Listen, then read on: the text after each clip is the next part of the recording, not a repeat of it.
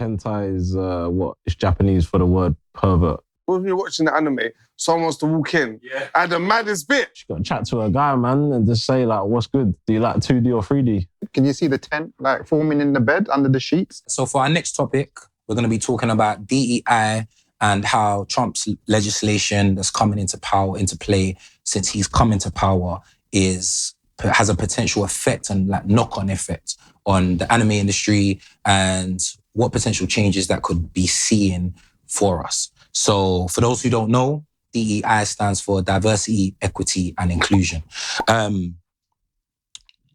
How this runs is that there's a legislation that's come into play, which means that now people don't have, like, there's certain things that come into play when you factor in diversity. So if you're purposely bringing in a token into an anime, potentially you could be receiving, like, you are in a situation whereby your company can receive a legal situation whereby they're saying that because you've added a token into your situation, into your story, into your whatever, you can be given a tariff, a fine. A tariff or a fine for what you're doing. So basically what they're looking at right now is they want it to be like inclusion. So the word right now, the buzzword right now is inclusion. And what inclusion means is that, like, where it's more looking at things from a human nature. So if it's talking about colors, then potentially you could be seen to get a tariff. If you're talking about humans, then you're good to go, basically. You're basically saying, what it's saying is that you're creating an environment where everyone feels valued rather than a situation where a certain group will feel valued. And that's for all organizations, you know, any aspect of an organization. How that obviously translates into anime is that there might be certain situations where there might have been black characters within certain animes whereby those characters will now be X'd out in order for them not to receive those tariffs. So whereby we might have been put in there because diversity was the buzzword of last year or the year before, around the time when we had Black Panther coming out and all of that, you know, when Black Lives Matter was a thing. We now are going to be seeing everybody redacting that situation and now creating a new situation whereby token, like what I call, you've heard me say it before in upper episodes, like the magical Negro becomes non-existent because it's going to be like a fear factor now. Like, you know, you don't want to, like, no company wants to receive a fine for doing something. So essentially what's going to happen is it's just going to get wiped off, and then they're going to have to create new situations whereby if you're creating potentially, I don't know, it's quite hard to frame how this is going to actually affect it, but potentially it might be a situation where if you've got a black story, then you're cool. But if you've got a white story and you just threw in a black guy just so that you had diversity and inclusion in there, now that's going to be a situation where you're going to have to decide on whether or not it's worth paying the fine. R.I.P. Mr. Popo. So what you'll also see, or what's happening, is these major streaming sites like Netflix, Disney, Amazon Prime, you may find them, or they probably are already turning down projects, or these types of projects. So there's just going to be, there potentially could be less representation purely out of fear.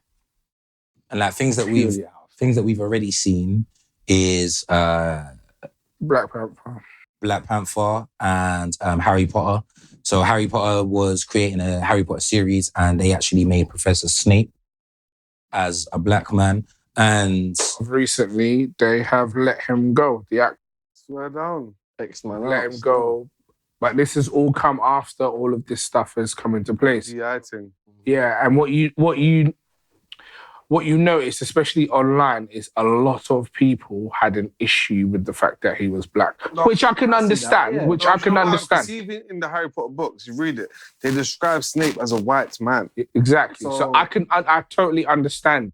And here's the thing, yeah. As a black person, if the writer didn't write in a black character, I don't want to see nobody add me. Yeah, correct. I agree. Don't force it. Don't add me. Like it wasn't like again, and I think it's like authenticity because at the same thing, yeah, if that author had something that they was cool with putting out and releasing, and they didn't feel like it was necessary to include us or whatever, that's that author's experience of life, and that's cool.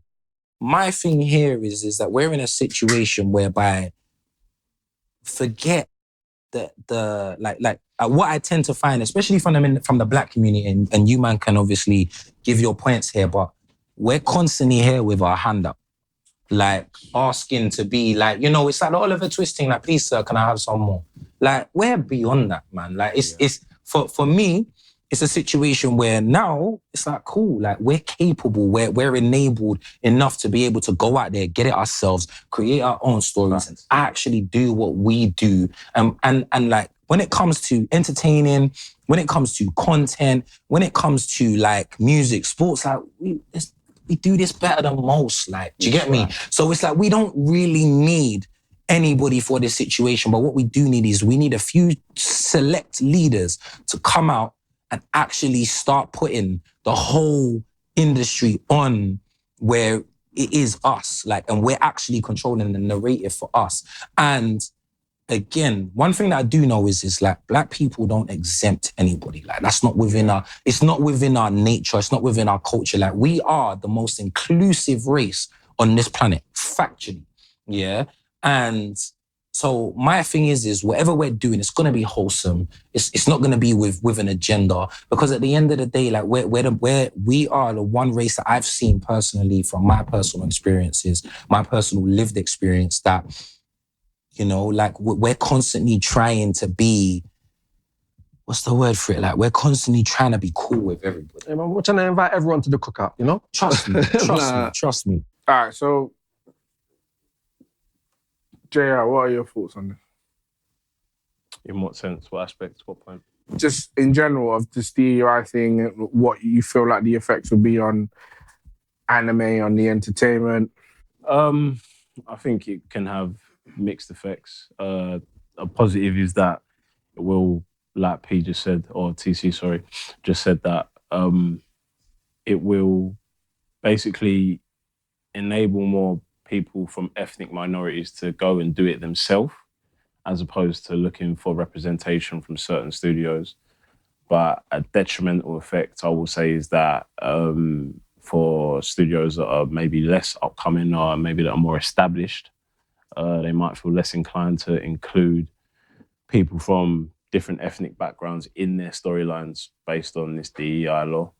So I feel like maybe companies like Disney coming out and calling it woke or saying that they're going to focus on the story first, things like that will have a detrimental effect because they're a large corporation. So maybe smaller corporations will look at that and follow it in tow without effectively forming their own views or standpoint, because it will be easier to do that, and maybe they're less likely to incur a fine. So there's positives and negatives. Like the guys next to me just said, I'm a type of guy where if there's not a Black person written into a script, then I don't want to see them just added. Like recently, we spoke about James Bond. This was a different conversation off camera. We spoke about James Bond and just basically saying that over the years, people have been calling for a Black James Bond, but all of us here have said, no, we don't really necessarily want to see a Black James Bond. We grew up seeing a white James Bond, and that's who the character is. I mean, in the book, I've been, or maybe on the core, I don't know if it's a book or maybe the core material, I've been heard that it's quite ambiguous, James Bond. He's not really described as being white, a certain race, but I mean, a man called James Bond is not going to be only one race, and that's typically a white name. So, I mean, I don't really know any Black people called James, and definitely not Bond. So, but just to touch on what you're saying though, like the idea of James Bond is a code name. It is a code name. No, it is a code name. It's a code name. So it is a code name. It's open to interpretation. I understand that, but from the very first James Bond that we've seen, they've all been a certain type of character, and I mean, for me, it's like if it ain't broke, don't fix it. Yeah, you know I'm actually cool with James Bond's middle-aged white man. It works. Yeah. It works. Totally down with that. Only thing I'll say with a bunch of stories, again, I agree, but things are fantasy, innit? They're not real life dictations on somebody's life. So it's like, if you want to create a different character for it, who's to say you can't? Again, if you're the creator, you can do what you like, but don't force it because you feel like other people want to see it. But this is the thing though, like most of this stuff is happening once VC money gets involved. So, because these decisions are coming from the VCs basically saying, okay, cool. Like, because don't forget, like everything is metrics. Like, from the moment a VC gets involved, everything is metrics. And the metrics show that from the moment that you include a black person within that, like you're going to sell more. So it's those decisions aren't based like J.K. Rowling is not sitting there saying, yo, we need to make Severus black because I was wrong with the character. And guess what? You know what? Severus would have been better as a black man. What's happening is that the people that are funding it are turning around and being like, you know what? How we make this, like, because these decisions are all made in the boardroom. So it's like, how we make this more, how we monetize from this more than what we've got. This is more of a Western problem, I feel, because like, I mean, we're all anime heads here. We look at anime that have been slapped on hiatus for like 10 years, some animes, due to like maybe the creator or writer being ill or having life problems or whatever. And some people say, oh, look, they should hand over creative control to like the animation corp but then this is the thing, when you hand over creative control to someone else other than the person that wrote the source material, things get changed, things are open to interpretation when it's not the person that's actually made it. So things get changed and taken from the original script. And I just feel like, for me, as like a purist of not just all things, like all creative work, I feel like the person that kind of made it and come up with it should always be the person in control. But it's not the case, especially in the Western world. Things get, let's say, preyed on by VCs and boardrooms and stuff like this to say, all right, cool, this is a great piece of material, but we feel that we can make more money if we do this or if we do that. You know what I mean? But Japan, sorry, Slick. Japan is heavily VC'd as well. Like in the anime scene is heavily VC'd, and they're doing the exact same thing with tokenism. Like, but before you continue, I'll also say that, all right, cool, maybe that's more so when it's anime, but all anime, obviously, you know, comes from manga, right? So when it's a manga, I can obviously see them having, certain people in the boardroom or in the editorial studio having certain thoughts and pushing certain things. But for the most part, from my experience with manga, it kind of goes the way that the author wants to go. And then once it gets translated into anime, that's when they try to make it more like the whole Marvel Avengers type stuff. They try to make it accessible for everyone, a broader audience. I understand what you're saying, but I believe that this has like the drive and the push that we saw from like 2019, 2020, and we see like Black Panther's release and that, like, it was made apparent that once you throw us in there, we're going to back it.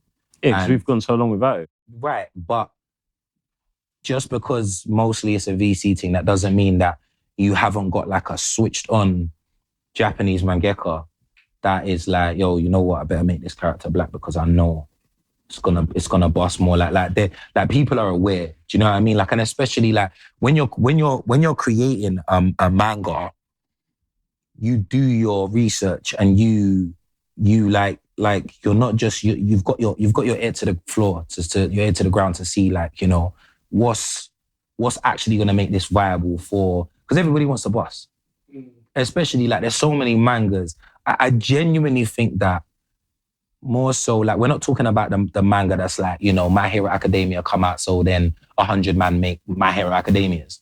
Like, but I'm talking like the man them that are trying to make original pieces that and actually stand on their own. They're switched on. They know what they're looking at. They know what they're doing. They know why they're representing certain people, and there's got to be a process behind it. They've got the metrics. Yeah, they've got the metrics, and those same metrics are going to be pointing towards one thing, and it's going to be us. All right, Slicks, your thoughts on it? For me, I'd say the trouble here, in my mind, is I get that they're looking to just hire people a bit more off of merit, which I can understand where the positive can be with that as a company. But in terms of sort of similar to what JR said about smaller companies, it makes it a bit hard. because now you're not collaborating with individuals that want to get into that space, but might not necessarily not have the as vast knowledge as people that have already been in that space and dominating that space.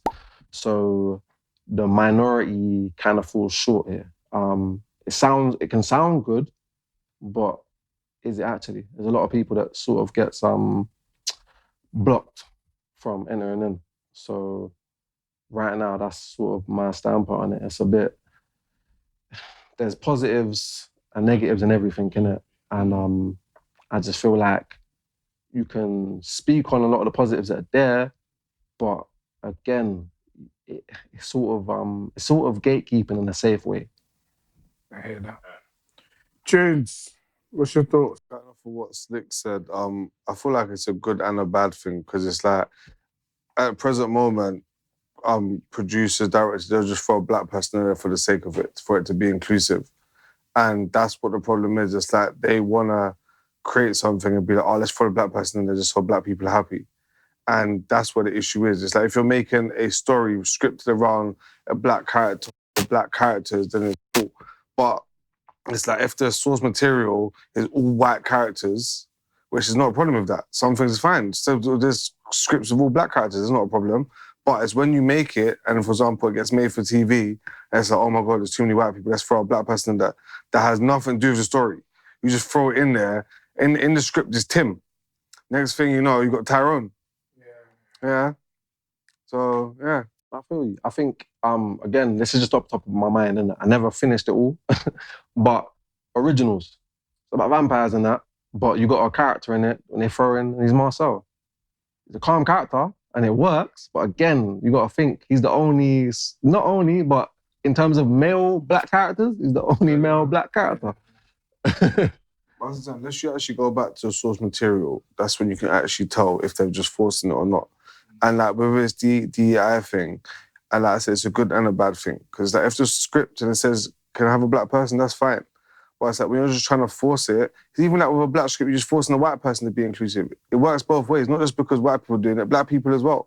It's like you're forcing something that doesn't need to be done because you want to be inclusive or be like, oh yeah, we want to make everyone happy. You're not going to make everyone happy. Do your shit how it's meant to be done, and that's it. Sometimes it can work really well. You know what I mean? Sometimes it's bad. Like, don't do it. You're not going to try to please everyone. It's not going to work.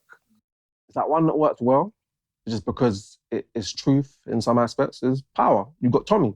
You got the white boy who grew up around the hood, and it just is what it is. You know what I mean? It's not forced. So, let me ask you lot then. Are you lot like pro this new legislation? No, I am, but at the same time, it comes with loopholes because, like Slick was saying, the smaller corporations are going to suffer because it's like when they're writing a script, they have to write a script now around that person, where before it's like you could add a person and feel no way about it. Where the bigger corporations that have got so much to lose now, they're gonna be less, like you said with Netflix. Then they're not going to put certain shows on their platform, or certain big platforms aren't going to make certain scripts because they don't have certain person in it or a certain diversity. So it's a good thing to the point where, yeah, you can't just slap a person in there for the sake of it, but now it makes it a lot harder for original material to get out to the wider public. So let me frame it like this, yeah. From a face value, like if you look at it from a human standpoint and you look at it like we're getting rid of, we could potentially be in a space where we're getting rid of tokenism.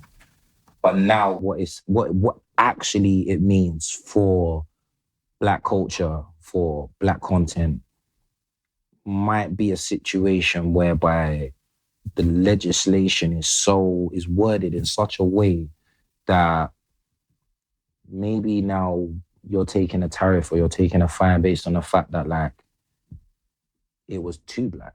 And we know, but even after what you said, it's like it's not even like with just black people.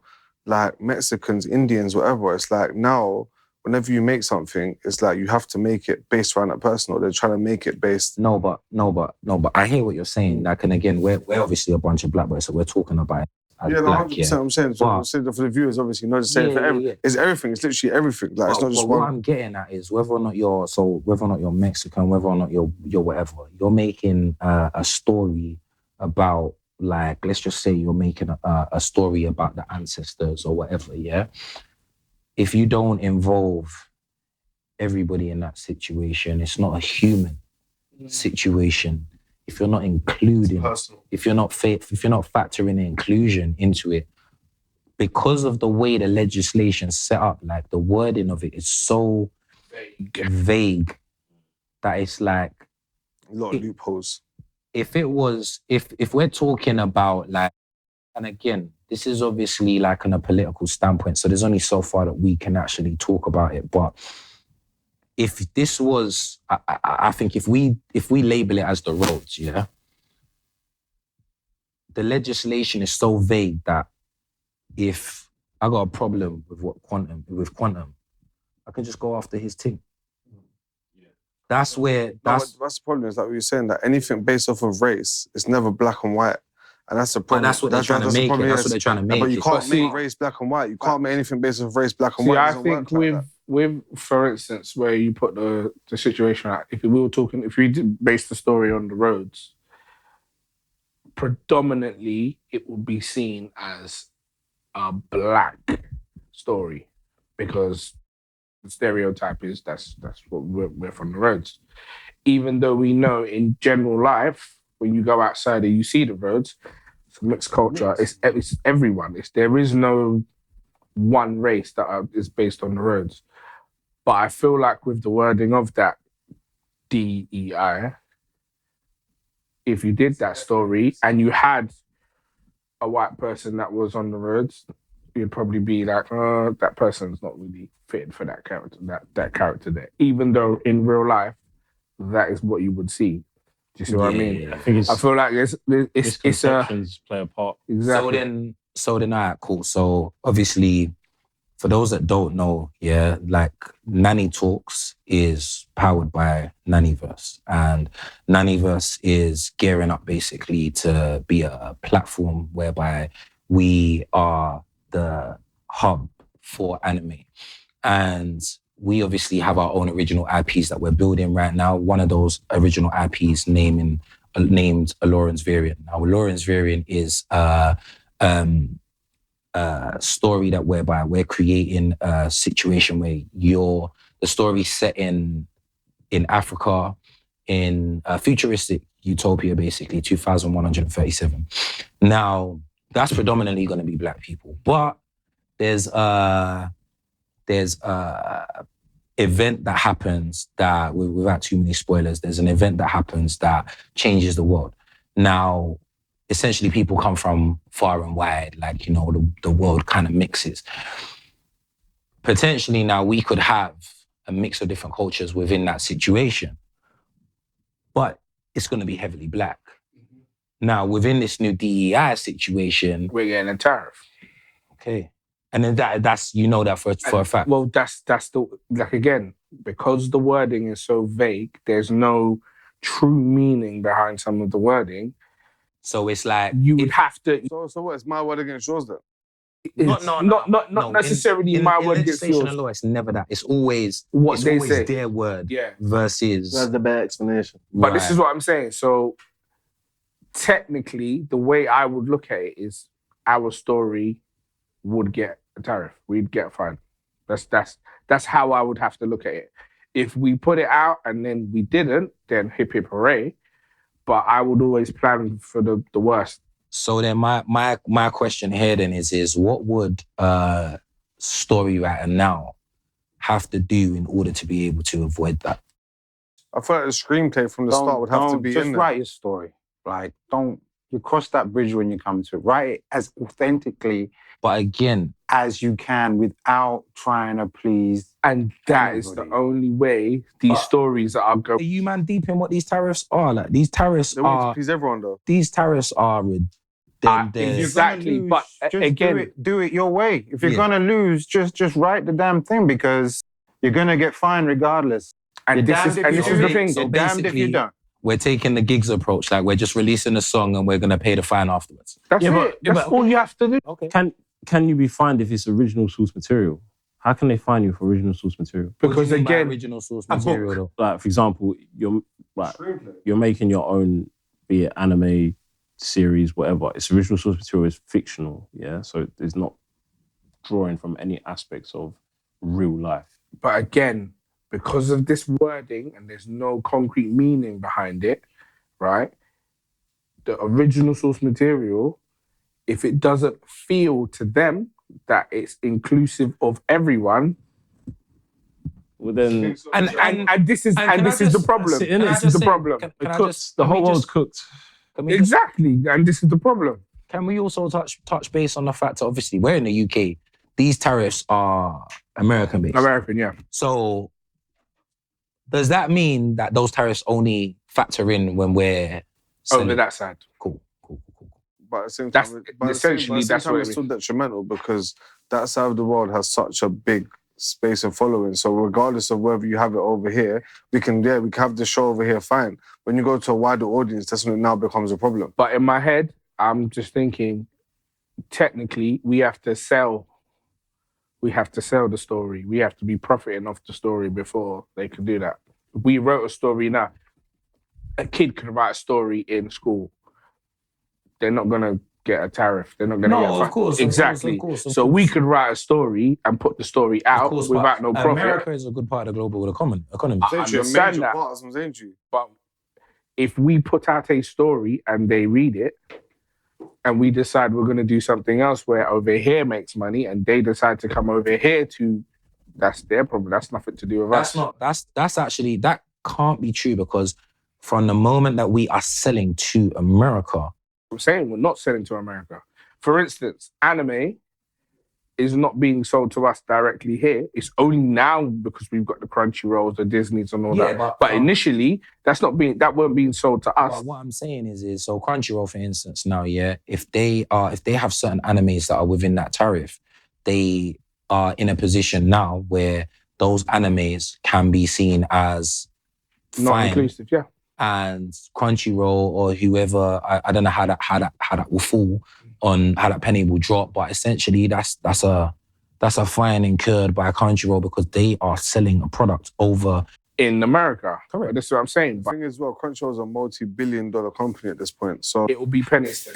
But I don't know, man. Like it sounds a bit ridiculous because it's very ridiculous. That's Japan's export, and Japan is exporting to America because there's demand, right? And the source material, or most of the source material of an anime comes from the manga. Now, if it hasn't really changed, like if this, this is what I'm saying. It's what we are bringing up isn't the fact that there's a problem with the stories or there's a problem with the characters. The problem is with the legislation meaning. That is where the issue is. And the fact that what I'm doing is literally playing devil's advocate is that we can twist they can twist the meaning however they want to twist it. No, forget it. I feel like this is where the issue is. It's not the fact that the stories are wrong or you can't write an original piece dedicated to whatever culture, race.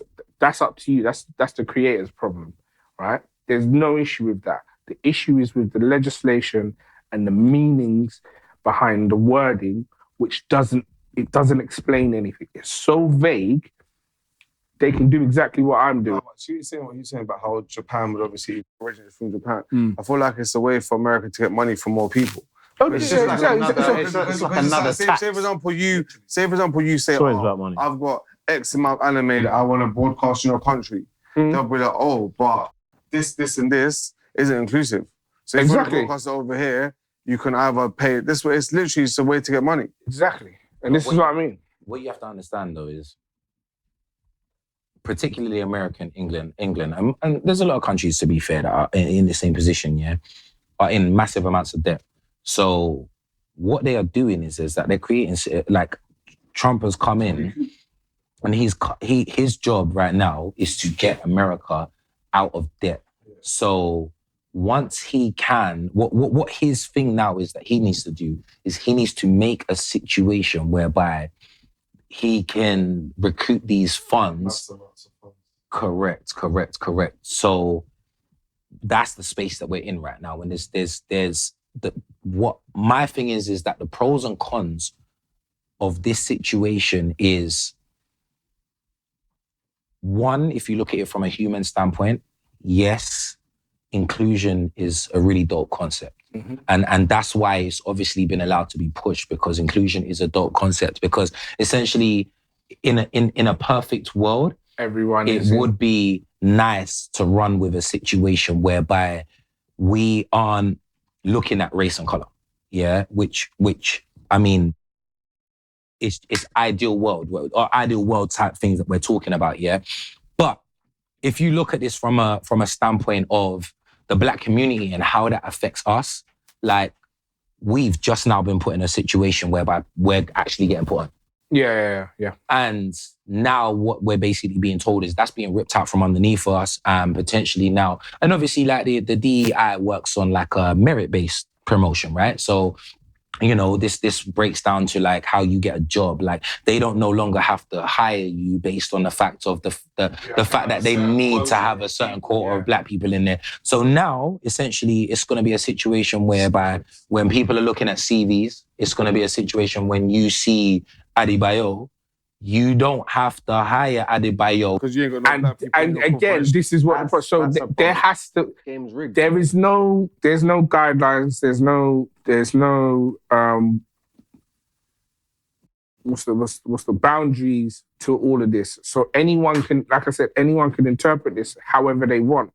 So if I heard a story the other day, right, that this woman she's part of the hiring team, and they got it down to 2 final candidates, and the guy who had a really strong Nigerian name didn't get it because the manager, owner, whatever it was, said that my customers won't like his name.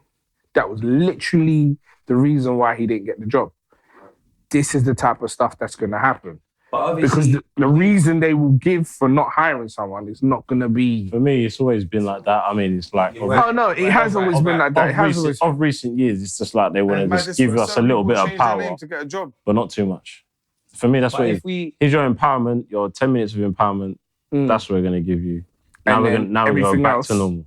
Everything else will just be whatever. If we bring it back to anime now, it's like a situation whereby that pro and con can literally mean that the spaces that we've been guiding, and to be fair, like I don't just want to frame it for anime, but like if we frame it for content, movies, film, those opportunities that people were getting, that like again, I think in the last like 2 years, we've seen a lot of Black British actors coming up and coming out of the ends and doing great stuff. Do you know what I mean? And they're actually taking Hollywood by storm. And the same situation that we're seeing now, like we're seeing like people like, you know, we've already spoken on him on this podcast, but people like Brent, like, you know, being given opportunities to be able to be seen, be heard. And how does that affect everything moving forward? Because again, let's just say now somebody like, because this stuff, it doesn't really affect, you know, the big people. It's right? not going to affect the big people, it's all the small people. But if a person like Brent now was to receive a tariff, how does that, like, what is all deal done? Wait, can I just ask? In the legislation, does it actually state any specific amount for the fine? No. Or anything like that? It's what they deem. What they deem. That's what they deem, innit? That's what I mean. I don't know. As a Like creator- this is the one thing to factor here, Coach, yeah, is that one, I don't, does anybody here factually know that, firstly? Because again, there might be a set fine, yeah, but whether or not there's a set fine, because the set fine might be factored to how much money you've made.